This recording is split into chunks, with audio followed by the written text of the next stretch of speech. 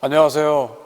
쉽게 배우는 교회사 이야기 오늘 5번째 김경진 목사입니다. 오늘은요, 기독교의 박해와 또 기독교의 공인과 관련해서 이야기를 좀 해보려고 합니다. 초대교회의 역사는 참 중요하죠. 아무리 말을 해도 지나치지 않은 것 같습니다. 주후 로마의 박해로 인해서 수많은 순교자들의 피가 있었고, 또 그들의 희생을 통해서 기독교와 교회는 더욱 튼튼히 세워져 갔고, 마침내 서로마 황제였던 콘스탄틴 대제의 로마 통일과 함께 그러니까 주후 AD 313년 밀라노 칙령에 의해서 교회가 또 그리스도인들이 박해에서 또 억압에서 벗어나서 자유를 얻게 됩니다. 그래서 예배도 자유롭게 드릴 수 있는 그러한 일들이 역사적으로 있게 되죠. 그리고 또 그 이후에 325년에 또 니케아 종교회의를 통해서 교리적으로 아주 중요한 기독론과 또 삼위일체 교리가 또 확정되게 됩니다. 그리고 또 약 한 80년 정도 지난 후에 313년으로부터 약 한 80년 정도 지난 후에 392년에는 테오도시우스 황제를 통해서 기독교가 로마 제국의 국교가 되는 일들도 있게 되죠. 그리고 이제 그때로부터 시작해서 점점 더 교회가 힘을 얻게 되고 이제 주류층에 이렇게 주류 계급으로 속해지면서 이제 점점 교회가 공고해져 가는, 그러므로 카톨릭이라고 흔히 말하는 그런 보편적인 교회로 이렇게 자리매김을 하게 되는 일들이 역사적으로 있게 됩니다.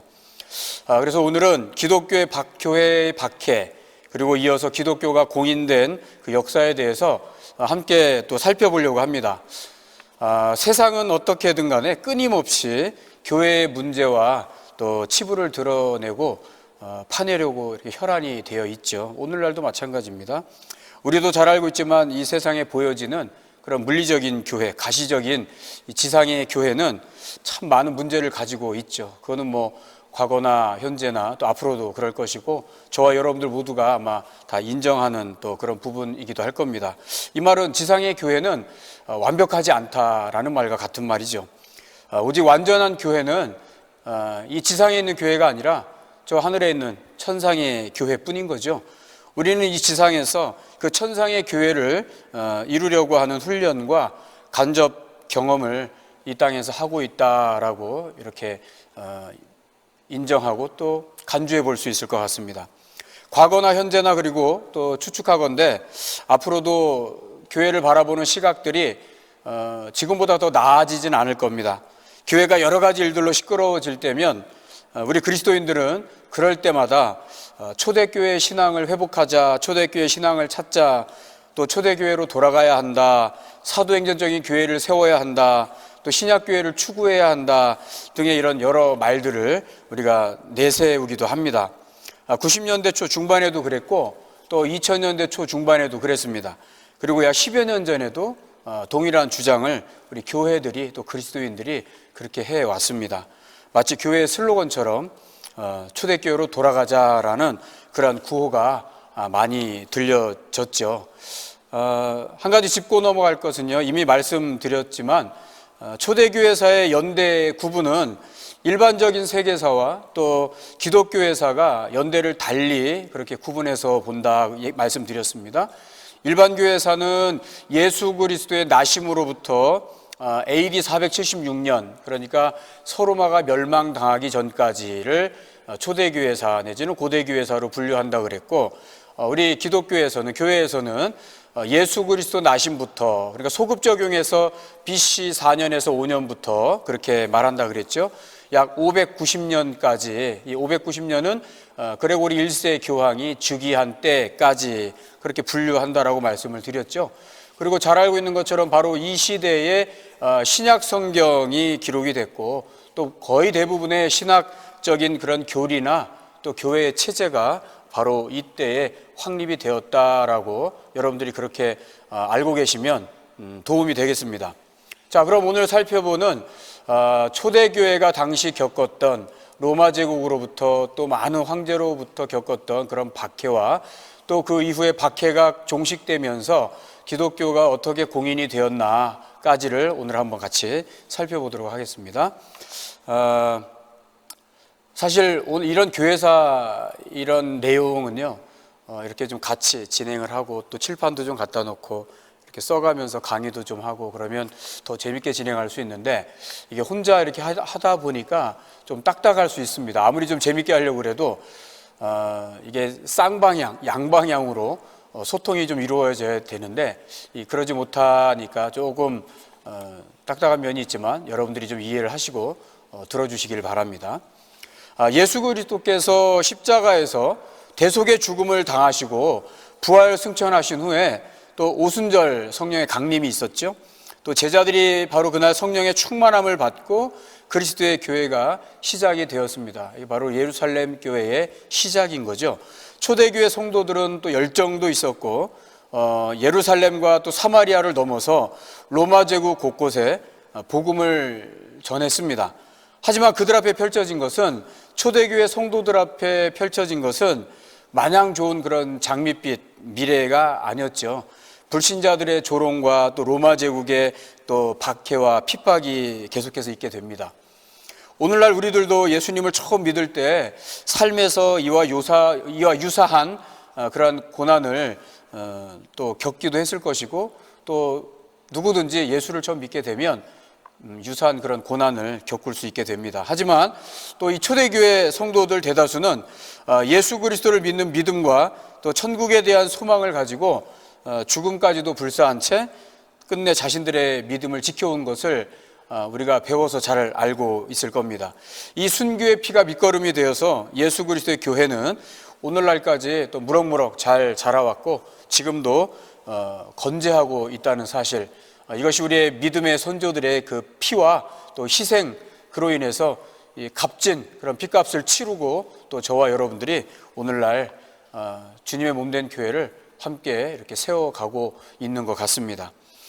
오순절 사건과 베드로의 설교를 듣고 회개로 시작된 이 예루살렘 교회, 거기에 속한 그리스도인들, 그들은 처음에는 유대교인들과 함께 회당에 섞여서 또는 성전에서 또 그들만이 모여서 함께 예배하는 그러한 초기 공동체 모습을 갖고 있습니다. 그 수가 수천 명에 이르자 교회를 돕기 위한 여러 또 직분들이 필요했던 건데, 그 중에 이제 집사들을 또 세우게 되는 거죠. 그 중에 율법과 성전에 대한 설교를 우리가 잘 알고 있는 스데반 집사가 하게 되죠. 그리고 그로 인해서 돌에 맞아 죽는 순교를 하게 되는 일들이 있게 되고, 또 이 사건을 통해서 도전을 받았던 또 많은, 또 이 사건 이후에 예루살렘뿐만이 아니라 사마리아와 시리아와 또 기타 그 외의 소아시아 지역으로 복음이 전해지게 되는 그러한 단초가 되는, 계기가 되는 사건이기도 했습니다. 이처럼 예수님의 십자가 지심과 죽음, 그리고 또 부활 승천하신 사실을 증거했던 초대교회는 팔레스타인 지역을 넘어서 소아시아 지방으로 교회가 확장이 되게 되죠. 복음을 전파하고 또 그들의 활동을 알려주고 있는 책이 우리가 잘 알고 있는 신약의 사도행전입니다. 소아시아 지역의 복음 전파는 사도들과 초대 그리스도인들에 의해서 이루어진 것을 우리가 사도행전을 통해서 알고 있고, 또 이 사도행전에는 특히 바울의 전파 내용을, 복음 전파 내용, 바울이 3차에 걸친 전도 여행을 떠나지 않습니까? 그래서 그때 복음을 집중적으로 소개하고 전하게 되는데, 바울은 유대인들의 거주 지역을 넘어서 헬라 문화권까지 복음을 전파하게 되죠. 그래서 세계적인 종교가 되는 발판을 마련해 주었다고도 볼 수 있습니다. 그리고 지속적으로 복음의 전파와 함께 교회가 세워지는 데 있어서 지대한 영향을 끼쳤다고 볼 수 있는 것은 로마 제국이 깔아놓은 도로다라고 또 그렇게 볼 수 있습니다. 도로가 있었기 때문에 복음 전파를 위해서 각 지역의 도시로 그렇게 다니기가 좀 수월했던 거죠. 자, 그랬던 이 교회가 이렇게 정말 복음이 잘 전파되고 또 교회가 잘 세워지는 줄로만 알았습니다. 그런데 이어서 바로 교회가 큰 시련을 겪게 됩니다. 핍박과 박해 속에서 또 많은 그리스도인들의 희생과 그런 순교의 씨앗이 뿌려지게 되죠. 처음 30년 동안 로마 당국은 기독교를 합법적인 종교로 인정을 하게 됩니다. 그래서 복음을 전할 때 초기에는 문제가 그렇게 없었죠. 제약을 받지 않습니다. 그리고 당시 제국을 다스리며 또 관용 정책을 펼쳤던 로마는 각 민족과 지역에 있었던 그 종교를 인정을 해주게 되죠. 로마는 예수를 믿는 사람들을 유대교에서 갈라져 나온 한 분파, 신흥 종교 한 분파다, 이 정도로 처음에는 로마가 인식을 하게 됩니다. 하지만 시간이 조금씩 흐르면서 유대인들 중에서 예수 믿는 그리스도인들을 싫어하는 사람들이 또 많아지게 됩니다. 심지어는 로마 당국을 부추겨서 예수 믿는 그리스도인들을 좀 잡아갔으면 좋겠다. 저들을 좀 어떻게든지 핍박받고 박해를 받게 하려고 또 그렇게 일들을 꾸미는 그런 안 좋은 상황들이 또 발생을 하기도 합니다. 또한 당시 초대 기독교 교회는 다신교를 받아들였던 로마, 또 그 로마 제국이 많은 다신교들 가운데에서 최고의 신으로 여겼던 태양신을 섬겼었죠. 로마의 종교적인 그런 관습, 다신교를 섬기는 그런 관습과 또 정면으로 배치되는 예수를 믿는 그리스도인들을 바라보면서 결국 로마는 초기 기독교인들에 대해서, 교회에 대해서 박해 포문을 열기 시작합니다. 그거에 단초가 됐던 큰 사건이, 대표적인 것이 여러분들도 아마 잘 알고 있을 텐데 로마의 대화재 사건입니다. 우리가 흔히 로마의 황제였던 네로가 이렇게 화재를 일으켰다라고 그렇게 알고 있는 분도 계실 텐데, 훗날의 기록에 보면 그거는 다 루머다. 정확히 누가 불을 질렀는지는 알 수는 없다. AD 64년 7월경에 노동자들 살고 있던 로마의 한 주거 지역의 한 기름 창고에서 화재가 발생합니다. 그래서 많은 사람이 죽게 되는데, 네로 황제는 이 화재의 원인을 기독교인들에게 돌립니다. 저 그리스도인들이 불을 낸 거다. 왜냐하면 화재의 원인을 로마의 시민들이 네로 황제에게, 네로에게 자꾸 이렇게 책임을 전가하고 저 황제가 미쳐서 불을 냈다라고 하는 이런 소문으로 인해서 네로 황제가 입장이 참 곤란하게 되죠. 그래서 그것을 로마에 있던 유대인들 또 로마의 그리스도인들에게 전가하게 되는 거죠. 책임을 떠넘기게 되죠. 그래서 그들을 잡아다가 온갖 잔인한 방법으로 학살을 하죠.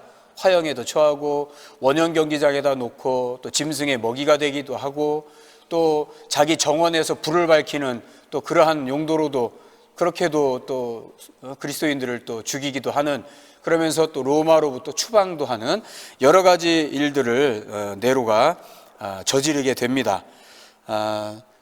십자가에 달려 죽이는 거는 부지기수고, 또 원형 경기장에서 마치 싸움을 연출하면서 그렇게 서로 죽이게도 하는, 또 심지어는 연약한 여자들을 묶어놓고 또 미친 황소들에게 질질질 끌려다니게 해서 또 죽이게 하는, 이런 여러 가지 차마 입에 담을 수 없는, 눈으로 볼 수 없는 그러한 일들을 네로 황제가 그렇게 저지르게 됩니다. 또 우리가 잘 알고 있는 것처럼 바로 이 시기에 베드로와 또 바울이 로마에서 또 순교를 하게 되죠. 베드로는 십자가에 거꾸로 매달려 순교하게 되고, 바울은 또 목베임을 당하게 되는 일이 있게 됩니다. 바로 이 네로 황제로부터 초기 교회, 초기 기독교 그리스도인들을 향한 박해가 이제 시작이 되었다라고 그렇게 볼 수 있습니다. 그리고 네로 황제가 죽은 이후에도 약 한 250년간 이 박해는 계속 지속됩니다.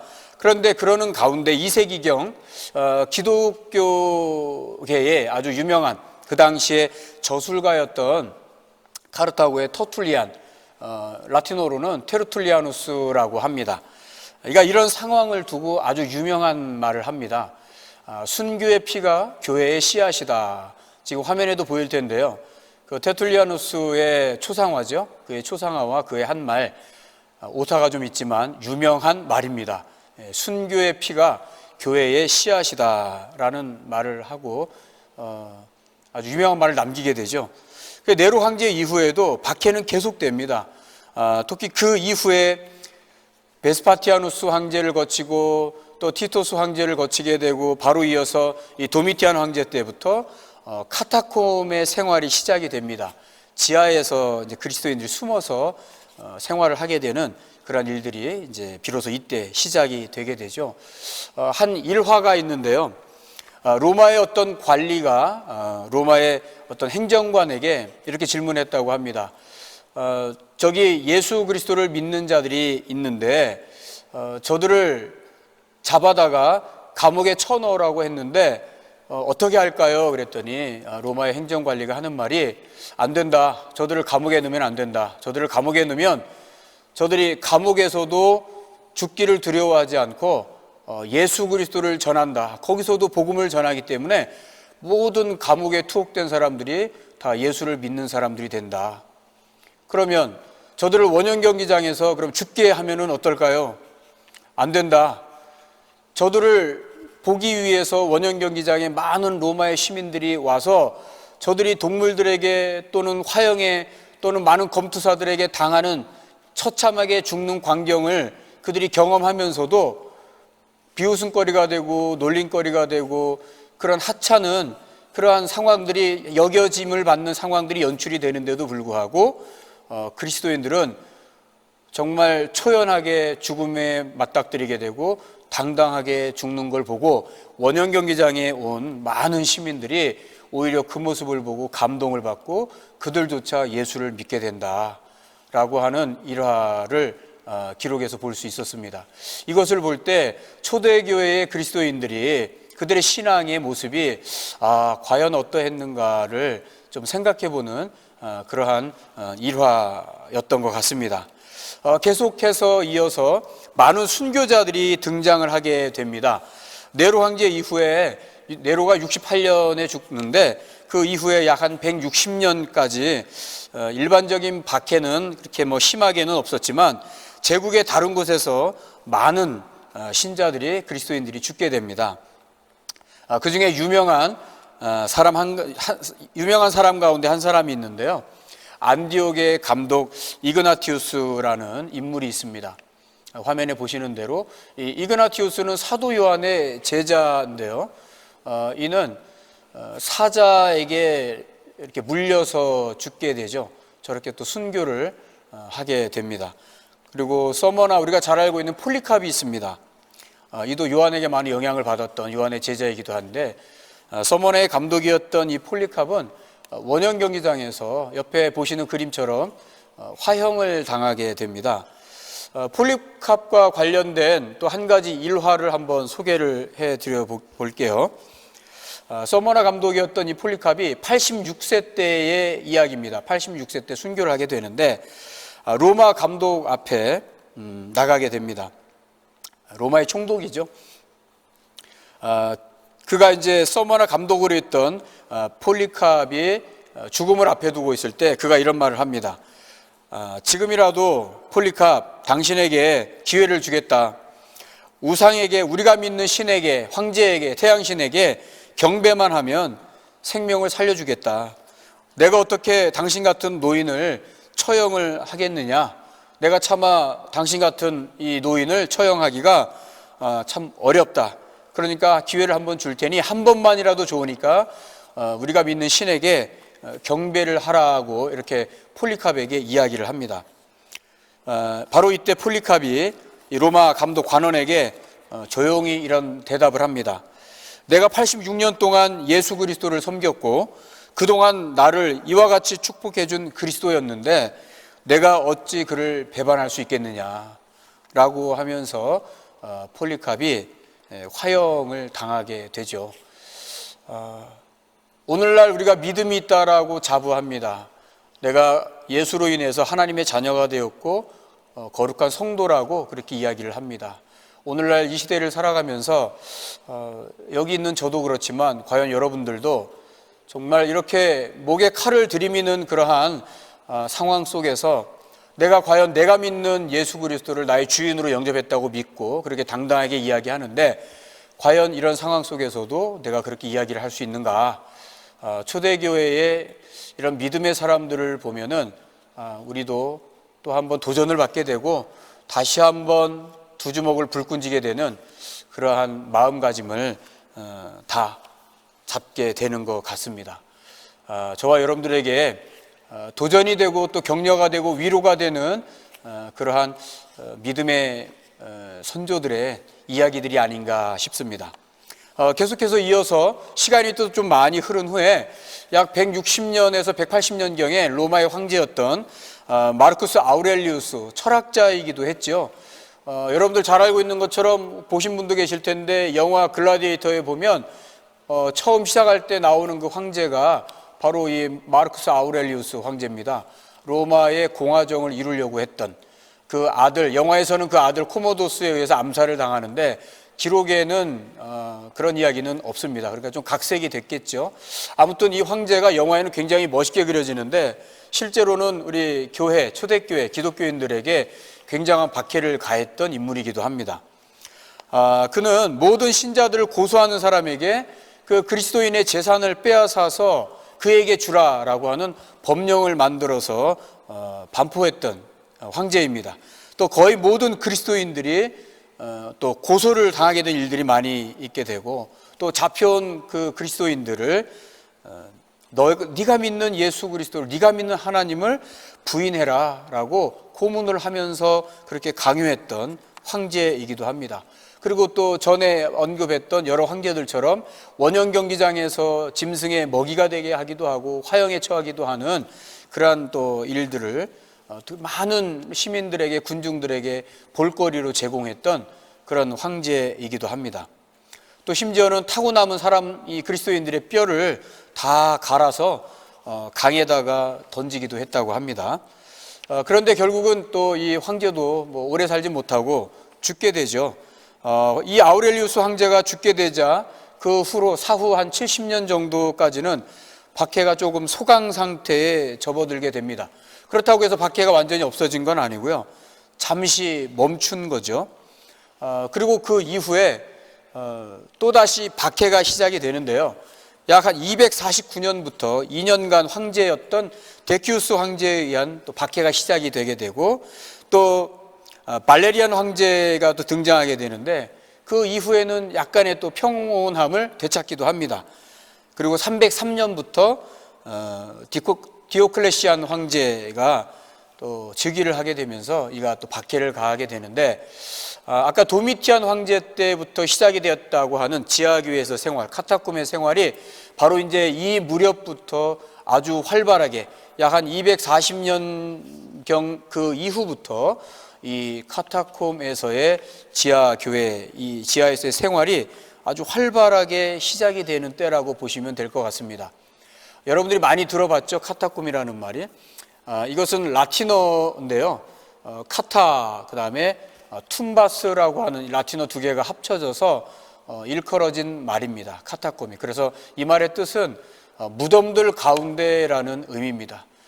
비록 그들이 숨어서 지냈지만 그들이 생활하는, 그리스도인들이 숨어서 생활하는 이 지하가 결국에는 그들의 또 무덤이 되기도 합니다.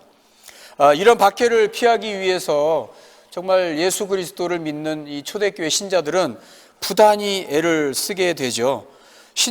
그리스도 신자들은 죽기까지 그곳에서 살게 되고 또 여기서 구덩이를 파고 또 끝까지 죽게 되는 그러한 삶을 그들이 정말 처절하게 살았던 거죠.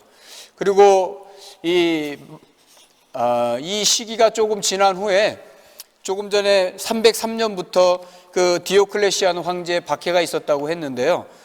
이 황제가 또 물러난 후에 바로 이어서 310년경에 갈레리우스라고 하는 황제가 또 로마의 황제가 됩니다. 근데 이도 몇 년 통치를 못합니다.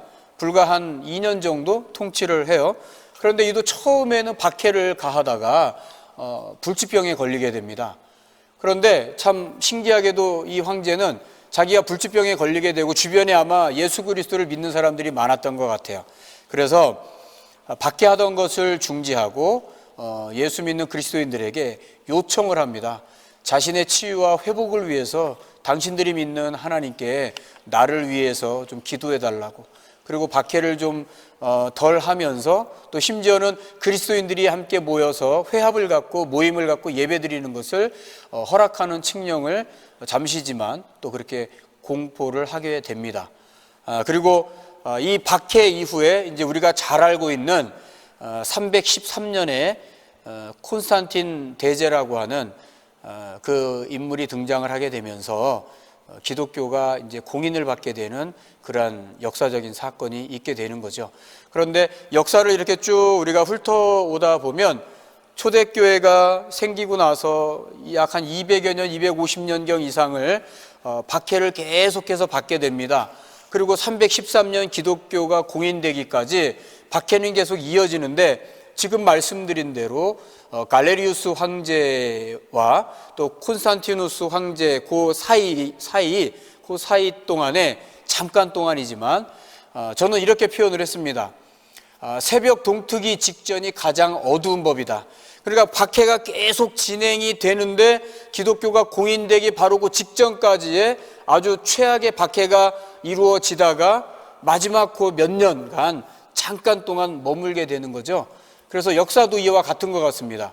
313년 기독교 공인을 앞두고 그 직전에 마치 그러한 시기가 있었던 것 같습니다. 그래서 화면에 보시는 것처럼 저렇게 한번 표현을 해봤습니다.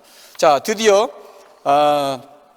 312년에 콘스탄틴 황제가 로마의 황제로 등극을 하게 됩니다. 313년 밀라노 칙령을 공포해서 기독교를 위시한 모든 종교의 신앙의 자유를 허용함으로써 기독교가 역사적으로 공인을 받게 되고 박해에서 벗어날 수 있게 되죠. 그리고 약 반세기가 더 지난 후에 380년경 테오도시우스 황제 때 기독교가 로마 제국의 국교가 될 수 있도록 공포를 합니다. 그리고 약 12년 후 392년에 비로소 카르타고 회의를 통해서 로마 제국의 국교가 모든 지역에 그게 적용이 될 수 있도록 하게 되죠. 박해 아래에서 순수한 신앙을 유지했던 교회가 로마 제국의 국교가 되면서 오히려 세속화가 진행되는 또 그러한 단초가 되기도 합니다. 그래서 약간 부정적으로 보는 시각도 있기는 한데요. 하지만 그래도 특정 지역의 기독교가 오랫동안 혹독한 탄압과 박해를 받았을 때 교회가 소멸된 경우들이 있었던 사실을 감안해 보면 기독교가 신앙의 자유를 얻고 로마의 국교가 된 사실을 부정적으로 보기보다는 저는 더 긍정적으로 봐야 한다라고 그렇게 생각을 합니다. 교회를 보존하시고 또 성장하게 하시는 하나님의 섭리와 경륜을 우리는 인간의 좁은 안목으로 이렇게 비판할 것이 아니라 오히려 우리가 찬양하고 감사하면서 하나님께 영광을 올려드려야 되지 않나, 저는 그렇게 생각을 합니다. AD 250년 아까 잠깐 언급했는데요.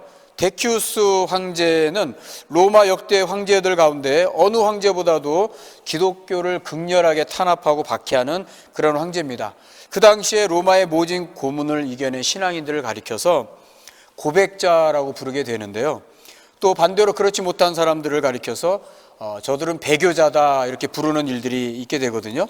그런데 얼마 되지 않아서 이 데키우스 황제가 죽고 아까 박해가 한 40여 년 동안 끝나게 되고 약간 평온을 유지한다고 말씀을 드렸는데, 그런 일이 있게 된 후에 교회가 새로운 문제들을 또 경험하게 돼요. 그게 뭐냐 하면 배교자들을 어떻게 할 거냐, 배교자들에 대해서 교회가 받아들일 거냐 말 거냐라고 하는 공론이 일게 됩니다. 그래서 당시에 로마의 감독이었던 키프리아누스에게 찾아갑니다, 지도자들이. 그래서 어떻게 했으면 좋겠습니까? 데키우스 황제가 박해할 때 그리스도를 부인했던 그 배교자들을 우리 교회가 받아줘야 됩니까? 아니면 그들을 배척해야 됩니까? 라고 할 때 배교하게 된 신자들이 고행을 하게 되면 죄를 사해주게 되는 법을 만들어서 그들을 우리가 교회로 속하게 하자라고 키프리아누스가 그렇게 이야기를 합니다. 그래서 이것을 교회가 인정을 하게 되죠. 훗날에 바로 이것을 통해서 중세 때 교회가 면죄부를 만들어서 그렇게 나누어 주게 되는 또 하나의 빌미가 되는 사건이 바로 이 사건입니다. 그리고 또 이 일 후에 약 한 45년 후 아까 말씀드린 대로 콘스탄틴 대제가 등극하기 바로 직전의 황제였던 갈레리우스 황제 때 잠깐 동안 박해가 있게 되는데요. 요 당시에는 세계사적으로도 로마가 굉장히 혼란스러울 때입니다. 황제가 4명이나 등장을 하게 됩니다. 그리고 이때는 동로마와 서로마로 이렇게 나뉘어져 가지고 또 서로 경쟁을 하게 될 때인데, 서로마에는 말씀드린 대로 콘스탄틴 황제와 또 그를 따르고 지지하는 부황제가 있었어요. 동로마에는 막센티우스 황제와 또 그를 따르는 부황제가 있었고, 그렇게 해서 이렇게 당시의 로마 제국에는 4명의 황제가 있게 됩니다. 그래서 그때 등장했던 인물이 콘스탄틴 황제고, 로마가 이렇게 사분오열되면 안 된다, 로마를 통일해야 되겠다라고 해서 밀비우스 다리에서 전투를 벌이게 됩니다. 이것이 서로마와 동로마가 콘스탄틴 황제와 막센티우스 황제가 전쟁을 하게 되죠. 그런데 그 전쟁을 앞두고 이 콘스탄틴 황제가 꿈을 꾸게 되죠. 그 꿈을 꾸면서 예수 그리스도인들을 상징하는 그 상징 마크, 심볼을 그가 꿈에서 보게 되죠. 그리고 그 어머니인 헬레나가 또 하나님을 믿고 있었는데 하나님께 너를 위해서 기도하고 있다, 또 마찬가지로 어머니에게 이 전쟁에서 이길 수 있도록 기도를 요청하는 그러한 콘스탄티누스에 대한 기록을 보게 됩니다. 그런데 바로 이 전쟁에서 콘스탄티누스가 동로마의 황제였던 막센티우스를 물리치게 되죠. 그래서 비로소 로마 제국을 또 다시 하나로 통일을 하게 됩니다. 그리고 동로마의 수도였던 지금의 이스탄불이죠. 그 당시에 이제 비잔틴 콘스탄티노플을 이제 수도로 정하게 되죠. 그러면서 공포했던 것이 바로 밀라노 칙령이었던 겁니다. 그 밀라노 칙령을 통해서 기독교는 박해에서 자유함을 얻게 되는, 그리스도인들은 자유함을 얻게 되는 그러한 일들이 있게 되는 거죠. 그리고 이때로부터 교회는 이제 세속화가 되어져 가는 과정에 첫 단추를 끼게 됩니다. 교회는 이제는 박해를 받지 않고 제국으로부터 든든한 후원을 받게 됩니다. 그리고 말씀드린 대로 지하교회에서 생활했던 그리스도인들이 지하에서 이제 다 나와서 정말 그럴싸한 건물을 로마 제국으로부터 받게 됩니다. 공인 이후에 로마 제국은 그리스도인들에게 건물을 주게 됩니다. 또 그들에게 몰수했던 모든 재산을 다시 다 돌려주게 됩니다. 그런데 제국이 그리스도인들에게 주었던 건물은 로마 제국이 사용했던 그들이 믿었던 다신 문화의 상징이었던 많은 신전들을 교회의 초대 그리스도인들에게 주게 되죠. 너희들은 앞으로 여기서 모이고 하나님께 예배해라.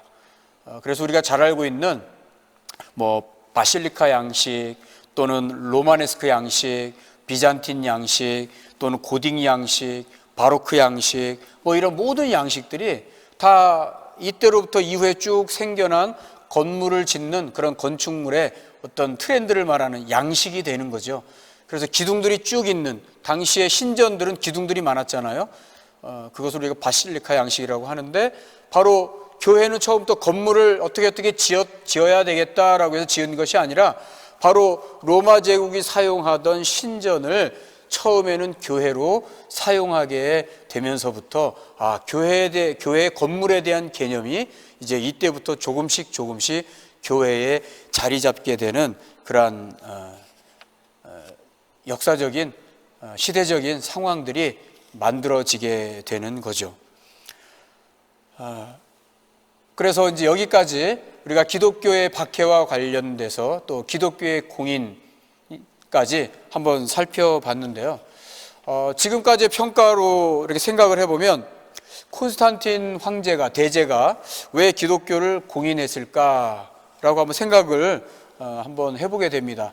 물론 이게 미스테리이긴 합니다. 기록에도 없는 것인데 학자들이 간혹 그런 이야기를 합니다. 또 저도 그런 추측을 같이 해보는데, 첫 번째는 전쟁에서 이기게 해준 어머니의 기도와 또 그가 꿈을 꾸었을 때 꿈에서 보았던 예수 그리스도를 나타내는 헬라어로 키라고 하는 문자와 로라고 하는 문자, 여러분들 많이 보셨을 건데 X 또 이렇게 P 같은 모양으로 되어 있는 게 있습니다. 그게 헬라어로는 키, 그 다음에 로 해서 예수 그리스도를 상징하는 건데, 그것을 보았다라는 것과 또 기독교로 개종한 어머니 헬레나의 노력 때문에 그럴 수 있다. 세 번째는 콘스탄틴 황제가 로마 제국을 조금 더 안정적으로 다스리기 위한 정치적인 이유가 있었다. 그래서 기독교를 공인하지 않았나, 그렇게 한번 해석을 해봅니다.